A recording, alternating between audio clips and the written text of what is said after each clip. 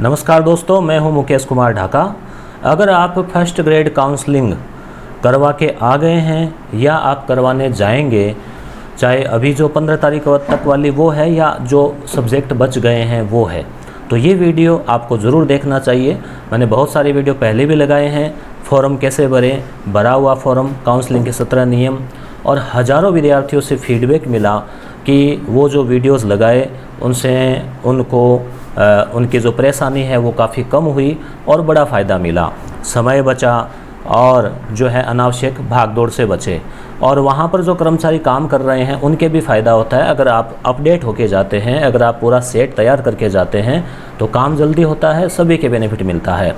तो दोस्तों, इस वीडियो में हम बात करेंगे कि ख़ास बातें जो है काउंसलिंग से जुड़ी हुई, जो कि अब तक और भी जो है अपडेट होता है व्हाट्सएप से या बातचीत होती है फ़ोन से, तो क्या क्या चीज़ें ज़रूरत पड़ रही है, क्या नहीं पड़ रही है वो। उसके अलावा जैसे हाँ, एक चीज़ और ध्यान रखना दोस्तों, आप खुद की काउंसलिंग हो गई तो भी कोई बात नहीं, इस वीडियो को आप शेयर ज़रूर करें। ऐसे बहुत सारे व्हाट्सएप के ग्रुप बने हुए हैं जिनमें शेयर करें, ताकि आपके जो साथी है जो फर्स्ट ग्रेड बनने जा रहे हैं तो उनको थोड़ा सहयोग मिले, उनको जो है थोड़ी सहूलियत मिले। तो इसमें जैसे एनओसी है, चरित्र प्रमाण पत्र है, लास्ट डेट के कारण अपात्रता वाला है, शपथ पत्र है, मूल निवास है, फीस का पोस्टल ऑर्डर है, आदि जो कई बातें हैं उन पर हम इसमें चर्चा कर रहे हैं। तो दोस्तों, अभी तक जो काउंसलिंग हो गई है तो उसके आधार पे जो चीज़ें सामने आ रही है उस पर मैंने कुछ पॉइंट जो है वो तैयार किए हैं आपके लिए। हालांकि मैं आपको बता दूं कि ये कोई पॉइंट जो है वो एकदम फाइनल नहीं है, कुछ परिवर्तन भी हो जाए तो उसके लिए फिर आप जो है वहाँ झगड़े नहीं कि हमें तो मुकेश जी ने ऐसे बताया था। ये एक जो है उनका जो फीडबैक हम ले रहे हैं, अनुभव ले रहे हैं, उसके आधार पे जो है वो आपको बताया जा रहा है। और बाकी तो ये चीज़ें तो है वो तो कुछ तो एकदम क्लियर है ही है। जैसे 50 रुपये का पोस्टल ऑर्डर है, आपके द्वारा पूछा जाता है कि 2 लेने हैं या 1, तो फीस का जो 50 रुपये का पोस्टल ऑर्डर है वो आपको 1 ही लेना है दोस्तों, 2 नहीं लेने। ठीक है, क्लियर? पोस्टल ऑर्डर 1 ही लेना है और उसको उसके साथ स्टेपल या चिपकाना नहीं है, नहीं छिलना है, बल्कि उसको खुला रखें, उसको खुला जमा कर रहे हैं सचिव लोक सेवा आयोग। दूसरी बात, काउंसलिंग प्रपत्र जो है जिसमें आपका नाम, आपकी फ़ोटो जो आरपीएससी के द्वारा आपकी डेट वगैरह आती है, ओल्ड न्यू लिखा हुआ रहेगा, कैटेगरी लिखी रहेगी, वो लीगल में, लीगल का मतलब बड़े पेज में। अब मान लीजिए भूल से बड़ा पेज नहीं निकला और सामान्य पेज आ गया। सामान्य पेज फोटोकॉपी वाला आपने देखा होगा, जैसे ये इस टाइप का होता है सामान्य पेज, और लीगल वाला इससे थोड़ा सा बड़ा होता है। कोई कलरफुल ज़रूरत नहीं है, वाइट ही पन्ना निकलवाना है। अब मान लीजिए आपने लीगल नहीं निकाला, इसका मतलब ये नहीं आप रिजेक्ट कर दिए जाओगे, वो ले लेते हैं, कंसीडर कर लेते हैं, परंतु आप कोशिश करें लीगल में ले जाएं जैसा लिखा हुआ। नहीं ले गए तो भी कोई इतनी दिक्कत नहीं है कि आप वापस अजमेर से कहीं जाओ कंप्यूटर वाले के पास, इतना नहीं है। ठीक है, डिटेल फॉर्म जो 12 पेज है जिसमें 3 निर्देश है तो 9 बच गए, वो A4 साइज़ का मतलब फोटोकॉपी पेज वाली जो साइज़ है जो आप जानते हैं रेगुलर स्टैंडर्ड साइज़, उसमें ले जाने हैं 2 सेट, उसके 2 जो सेट है उसके आपको ले जाने हैं। ठीक है, इसके अलावा डिटेल फॉर्म जो है 2 सेट हो गए, दोनों ही हस्तलिखित तैयार करें। आज ही सुनने में आया कि एक साथी ने क्या किया, एक हाथ से लिख लिया, दूसरे उसकी कॉपी निकाल ली, केवल सिग्नेचर कर दिए, तो उसको फिर काफ़ी भटकना पड़ा, खाली वहाँ कहीं मिला नहीं। हाँ, ध्यान रखें, वहाँ फोटोकॉपी की सुविधा मिल जाएगी, इमरजेंसी वहाँ नोटरी की सुविधा मिल जाएगी, वहाँ राजपत्रित के जो हस्ताक्षर के लिए सुविधा मिल जाएगी, मगर कई चीज़ें वहाँ नहीं मिल पाएगी। इसलिए डिटेल फॉर्म जो है, जो कि 12 पेज है, जिसमें काम के 9 पेज है, बाकी 3 निर्देश है, तो 9 पेज जो है उसके 2 सेट, यानी 9 पेज भर दिए, फिर दूसरे 9 पेज वैसे के वैसे ही भर दो। एक चीज़ और ध्यान रखना, जो अंग्रेजी में अटेस्टेशन फॉर्म है उसमें राजपत्रित के हस्ताक्षर करवाने हैं, तो दोनों सेट में एक ही व्यक्ति के करवा लेने हैं, अलग अलग की ज़रूरत नहीं है। ठीक है, और इसके अलावा हम बात करें, अगला पॉइंट जो है वो काउंसलिंग प्रपत्र जो है वो 1 ही सेट, काउंसलिंग का जो प्रपत्र है जिसमें 4 पेज है, एक में 17 नियम है, एक में आपका स्थान है, वो तो आपको अपने पास ही रखने हैं, 2 ही पेज उसमें काम के हैं, प्रपत्र 1 और प्रपत्र 2। ध्यान रहे, बहुत सारे विद्यार्थी प्रपत्र 2 को भर रहे हैं। आप व्याख्याता बनने जा रहे हैं, आपने इतनी पढ़ाई की है, आपने केवल ऊपर उसको नहीं पढ़ रहे कि केवल कार्यालय उपयोग हेतु, तो प्रपत्र 2 को ऊपर रख दें, उसमें वो खुद भरेंगे उसको चेक करके, और प्रपत्र 1 नीचे रख दें।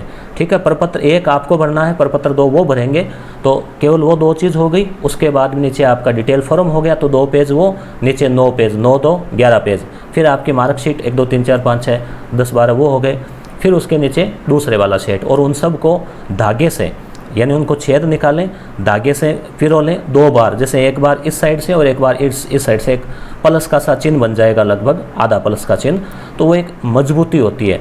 जैसे भी आप इतना नहीं समझ पाए तो आप नॉर्मली जैसे सप्लीमेंट्री की कॉपी लगाते हैं परीक्षा में, वैसे धागे से बांध ले, वो वहाँ आपको समझा देंगे। धागा जो है फाइल वाला ले जाएं, जिसके दोनों साइड में जैसे जो नुकीले लोहे के लगे होते हैं, वो सुविधा रहेगी आपके, ध्यान रखें। किताब की दुकान से ले लेवें। हालांकि अब आप कहेंगे हम गांव में कहाँ से लाएं, तो इतना टेंशन लेने की ज़रूरत नहीं है, वहाँ भी आपको मिल जाएगा, धागा भी है, सब कुछ वहाँ जो है चीज़ें मिल जाती है वो, परंतु वहाँ टाइम ज़्यादा लगता है, फिर टाइम वेस्ट होता है, और हड़बड़ाहट में क्या है, कोई गलती रह जाती है, कईयों का डॉक्यूमेंट भूल जाते हैं, कोई कुछ हो जाता है, ठीक है। उसके अलावा जो पोस्टल ऑर्डर है उसको खुला रखें, उसको आप साथ में स्टेपल कर देंगे तो वहाँ निकालना पड़ेगा, फट जाएगा, तो उसका खुला रखें पॉकेट में, और वो कहें भाई पोस्टल ऑर्डर की ये लीजिए सर, डॉक्यूमेंट ये लीजिए, ओरिजिनल ये लीजिए, और टिक टिक टिक किया और 5 मिनट में। बहुत सारे विद्यार्थी बता रहे हैं कि आपके वीडियो हमने देखे, हमें 5 मिनट नहीं लगी। एक विद्यार्थी ने इसलिए टेंशन हो गई कि सर 5 मिनट नहीं लगी, अब क्या करें, कहीं रिजेक्ट तो नहीं कर दिया।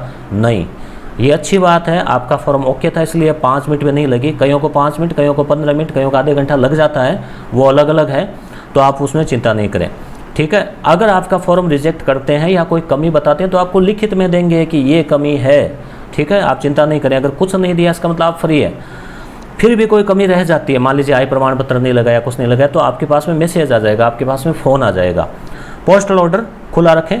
फीस में छूट लिए, फीस में छूट देखो SC ST को तो दी हुई है सरकार की, OBC MBC EWS या जनरल, ठीक है, जनरल, इनको भी फीस में छूट दी थी SC और ST के बराबर। तो जिन लोगों ने ली है उनको शर्त ये थी कि 2.5 लाख रुपए से कम आय होनी चाहिए। तो अब वो आय प्रमाण पत्र नहीं बना पा रहे हैं, तो उनको जो फीस में छूट ली उतना जो गैप था, मान लीजिए मैं उदाहरण दे रहा हूँ कि आपने दिए 170 रुपये, जबकि फ़ीस थी आपकी 370 रुपये, तो जो 200 रुपये का गैप है, तो 200 रुपये का आपको पोस्टल ऑर्डर, चाहे वो 100 के 2 ले लो, चाहे 50 के 4 ले लो, चाहे 20 के ले लो, जो भी हो 200 रुपये हो जाने चाहिए। ये एग्जाम्पल है 200 रुपये, सटीक फीस मुझे पता नहीं है, इसलिए जिन विद्यार्थियों को पता है वो कमेंट ज़रूर करें ताकि आपके साथी जो लोग हैं उनको फ़ायदा मिले। आप कमेंट करके बताएं कि जनरल की फ़ीस कितनी थी, और अगर छूट ली है तो वो कितनी भरी है, तो पोस्टल ऑर्डर कितने का ले जाना है, ये आप कमेंट करके ज़रूर बताएं ताकि आपके साथी है वो देख सकें, उनको समस्या नहीं हो। फिर भी मैं तो ये कहूँगा कि अगर आपको पता नहीं है तो 10-20 का ज़्यादा ही ले जाएं पोस्टल ऑर्डर, ठीक है। और बाकी जो है फीस में छूट ली है तो ही आय प्रमाण पत्र चाहिए, अन्यथा किसी को नहीं ले जाना। कई कमेंट करते हैं, मैंने व्हाट्सअप नंबर दिए थे उस पर कि सर आय प्रमाण पत्र ले जाना है क्या, तो नए जनरल को, नए OBC को, SC और ST को तो किसी हालत में नहीं ले जाना। तो अब OBC को आय प्रमाण पत्र इसलिए नहीं ले जाना कि OBC सर्टिफिकेट अपने आप में आय है नॉन क्रीमिलियर का, MBC का भी हो गया, EWS का भी हो गया, इसलिए अगर आपने ये सब बना लिया तो आपको नहीं ले जाना। आप जनरल में हैं तो भी आपको नहीं ले जाना, आपको केवल एक ही शर्त पे आय प्रमाण पत्र ले जाना है, अगर आपने फीस में छूट ली है और आपने 2.5 लाख रुपए से कम आय बताई है तो उसका प्रूफ दीजिए। अगर आप प्रूफ नहीं दे पा रहे, नहीं बन रहा, तो टेंशन नहीं लें, छूट ले ली, अब क्या करें, तो पोस्टल ऑर्डर ले जाके उसकी भरपाई कर सकते हैं, ठीक है। अब इसके अलावा अविवाहित पूछ रहे हैं कि अविवाहित को विवाह का या संतान का कोई शपथ पत्र देना है क्या, ये कई बार कमेंट में पूछा गया। तो अविवाहित को कोई भी नहीं देना, कुछ भी नहीं देना, ठीक है। विवाहित है तो उसको विवाह का प्रमाण पत्र देना है, नहीं बना है तो बनाने की प्रोसेस शुरू कर दीजिए, 1 दिन में बन जाएगा, 2 दिन में बन जाएगा, नहीं बन रहा फिर भी तो आप शपथ पत्र दे दीजिए कि बनाने की प्रोसेस में है और ये रहा। एक चीज़ और ध्यान रखें, अगर आपका मूल निवास, अगर आपका जाति प्रमाण पत्र पुराने फॉर्मेट का है, 8-10 साल 6-7 साल पुराना, और ऑनलाइन वाला जो डिजिटल वाला है वो नहीं है, तो डिजिटल वाला नहीं है तो आप उसको बनाने की कोशिश करें और बनवाएं। मान लीजिए आपकी कल ही काउंसलिंग है और आज आपको पता चला है, तो क्या आप क्या करेंगे, तब आपको एक शपथ पत्र देना है कि मैं बना लूँगा। बाकी आप कोशिश करें कि बनाना है, ठीक है। और शपथ पत्र केवल विवाहित को ये हो गया क्लियर। धूम्रपान का, दहेज का, ऐसे अभी कोई शपथ पत्र नहीं मांग रहे, ये केवल रीट में उस समय ज्वाइनिंग में मांगा था, हो सकता है ज्वाइनिंग के समय मांग ले, मगर अभी नहीं मांग रहे। अभी पुलिस का, मेडिकल का नहीं मांग रहे, केवल आप सरकारी नौकरी में है तो NOC का। अब NOC भी नहीं मिल रही मान लीजिए, तो आप एप्लीकेशन दे सकते हैं कि हमने प्रोसेस में लगा दी है, विभाग में टाइम लगेगा, मिल जाएगी, ठीक है, हम दे देंगे मिलते ही। उसके अलावा निरंतर सेवा का आपका जस्ट उच्च अधिकारी है जो आपके रजिस्टर पे साइन करते हैं, यानी आपको वेतन बनाते हैं, उनके आप जो है साइन करवा लीजिए कि ये व्यक्ति इतनी तारीख से निरंतर सेवा में है, ठीक है, इसका चरित्र अच्छा है, या लाइन लिखो तो लिख सकते हो। नाम अंग्रेजी में सही है मगर हिंदी में मात्रा में फ़र्क है। मान लीजिए पूजा नाम है, पू छोटा हो गया, पू बड़ा हो गया, ऐसा कहीं हो जाता है किसी के, माता के, पिता के, खुद के, किसी न किसी डॉक्यूमेंट में। तो अंग्रेजी वाला जो है स्पेलिंग वाला वो ज़्यादा प्रमाणिक है। तो इन चीज़ों पर वो गौर करके आपको वापस नहीं भेज रहे, ठीक है। तो अब इस चीज़ के लिए अगर आप सुधार करेंगे तो 1 महीना लग जाएगा, 15 दिन लग जाएंगे, मार्कशीट वापस आती है। तो आप जो है इसमें जहाँ तक मेरे ध्यान में आपको शपथ पत्र बनाने की भी आवश्यकता नहीं है, ठीक है। हाँ, अंग्रेजी में अगर मिस्टेक है, जैसे नाम आपका अलग है, आगे सर नेम, जैसे मान लीजिए जो जाति है वो कहीं लगी हुई है, कहीं नहीं लगी हुई, कहीं पिता के लगी हुई है, कहीं आपके नहीं लगी हुई, कहीं विवाह के बाद में आपका नाम चेंज हो गया, महिलाओं का अक्सर गोत्र जो है विवाह के बाद में चेंज हो जाता है, ऐसी स्थिति आ गई, चाहे किसी भी प्रमाण पत्र में, चाहे विवाह में हो चाहे किसी में हो, कि ऐसा कोई फ़र्क आ गया आपके आवेदन पत्र में, कोई कैटेगरी में, कैटेगरी का फ़र्क तो काफ़ी गंभीर मामला होता है। तो अगर ऐसा कहीं भी कुछ है और आप सही है, ठीक है, तो आप एक शपथ पत्र बना लें कि वो फलाना गोत्र वाला और मैं दोनों एक ही व्यक्ति है, या जो कुछ भी है ऐसा लिख के, और हमने किसी प्रकार का जो है तथ्य छुपाया नहीं है। तो डॉक्स के बारे में शपथ पत्र बना लें। तो शपथ पत्र कौन सा हुआ? एक तो हुआ विवाहित है तो आपको बनाना है वो संतान का, और बाकी आपको कोई शपथ पत्र नहीं बनाना। डॉक्यूमेंट में कोई कमी है तो उसका शपथ पत्र बना लें, और कोई कमी रह जाती है मान लीजिए, उनको भी चेक करते समय ध्यान नहीं दिया। जैसे किसी का कमेंट है कि आय प्रमाण पत्र उन्होंने मांगा नहीं, हमने दिया नहीं, कमाल है, और आप घर ले आए, तो अब क्या करें? तो अब आपको आय प्रमाण पत्र वहाँ भेजना पड़ेगा। अब आप वहाँ ऐसे कैसे भेजेंगे? वो आपका फॉर्म अलग से थोड़ी ढूंढेंगे ऐसे। तो अब आप क्या करेंगे? जैसे आपके पास में मैसेज आए तब आप भेज देना, या हो सकता है आप RPC जाके बाई हैंड या कोई जा रहा है उनसे पूछवा लें कि कोई कमी रह गई तो मांग रहे हैं क्या, ठीक है। तो कोई भी कमी रहेगी तो आपको लिखित में दिया जाएगा। रिजेक्ट करते हैं आपको तो आपको बताया जाएगा।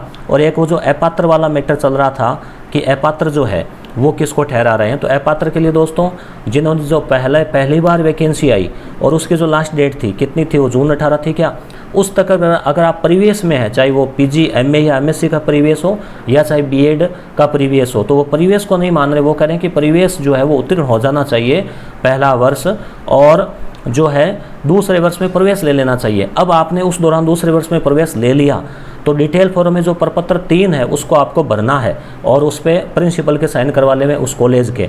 अगर कॉलेज दूर है, कॉलेज बंद हो गई है कोई कारण, तो आप किसी राजपत्रित के, ऑब्लिक में लिखा हुआ है किसी राजपत्रित के हस्ताक्षर करवा लेवें, ठीक है। 2 राजपत्रित के जो चाहिए चरित्र वो अलग अलग के चाहिए, वो आप ले जावें। कई कह रहे हैं कि मांग रहे हैं, कई बार क्या होता है वो ले लेते हैं, मना नहीं करते तो सोच रहे हैं मांग रहे हैं। कईयों को वो कहते हैं कि ये क्यों लाए भाई, इसमें लिखा हुआ ही नहीं है। तो अलग अलग स्थिति है, तो इजीली बन जाए तो ले जाएं, बहुत मुश्किल है तो नहीं ले जाएं, ठीक है।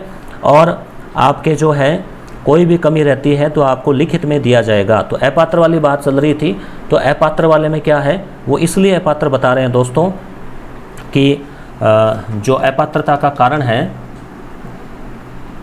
उसका डेट वाला। तो अब उसमें दूसरा मैटर क्या है कि जब 2019 में दोबारा फॉर्म भरे गए तो वो व्यक्ति जो पहले भर दिया वो केवल एडिट ही कर पाएगा, दोबारा फॉर्म नहीं भर पाएगा, क्योंकि SSO ID 1 बनती है, ऐसे सुनने में आ रहा है, बता रहे हैं सब लोग। तो अब क्या करेंगे? तो अब उन लोगों ने ग्रुप बना रखा है, उस ग्रुप से आप जुड़ जाएं, उनमें जो डिस्कस होगा वो होगा। सचिव से भी लोग मिले हैं, RPC के सचिव महोदय से, तो उन्होंने एक बार उनको अस्थायी रूप से उनको लिया है।